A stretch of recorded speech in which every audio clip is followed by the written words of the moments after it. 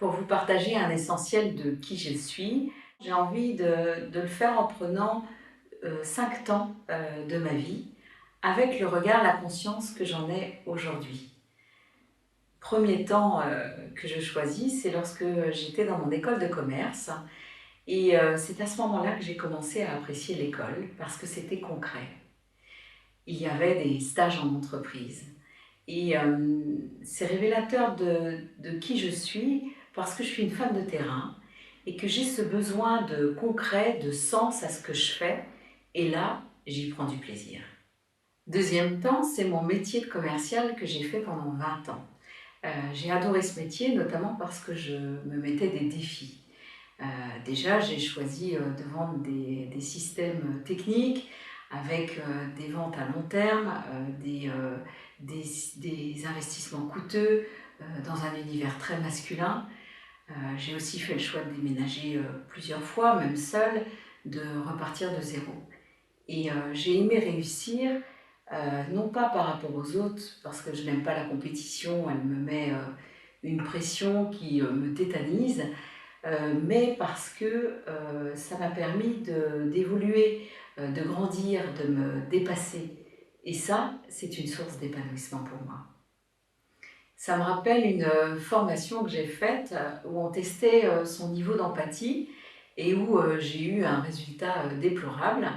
Et une fois que j'ai digéré cette note où j'étais vexée comme un pou et que je n'étais plus dans la déception de moi-même, dans la honte, j'ai eu cette impulsion de choisir, de rebondir plutôt que de rester à me lamenter sur mon sort. Et ça, c'est assez révélateur de mon fonctionnement. J'ai ce côté explorateur. J'aime être dans ce processus de découverte. Je trouve que c'est très joyeux et stimulant, ça me rend vivante. Troisième temps, la présence de mes enfants. Ils ont été des déclencheurs, des boosters même à mon élévation. À 37 ans, avec l'arrivée de mon fils, j'ai découvert ma surdouance et mon hypersensibilité.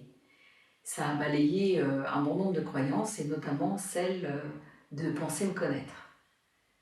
À 45 ans, avec l'arrivée de ma fille, j'ai pris conscience de la force de mon intuition et de ma clairvoyance.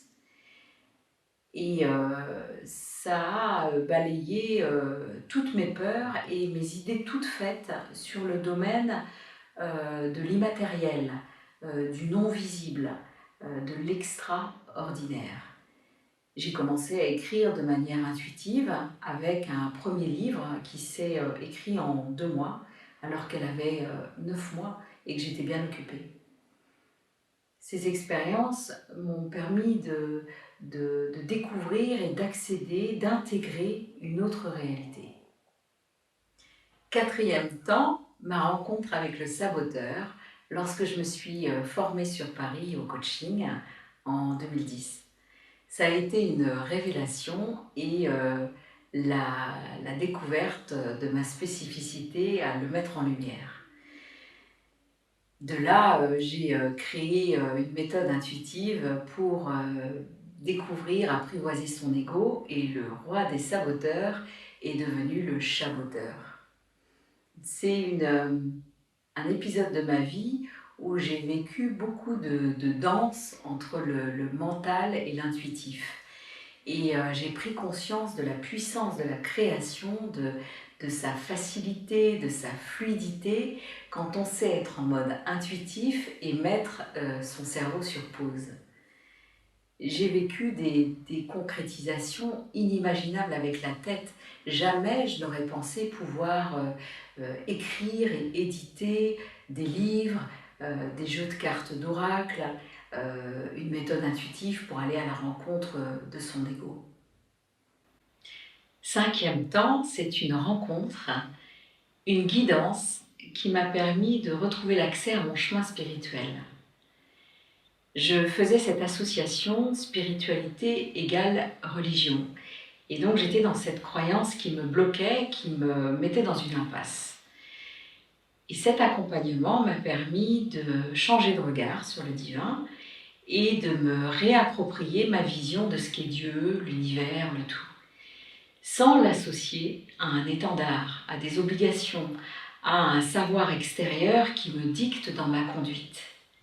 Puisque je sais à l'intérieur, dans mon en-dedans, ce qui est juste et bon pour moi. Ces temps forts que je t'ai partagés, ainsi que le chemin que j'ai parcouru, je les mets à ton service.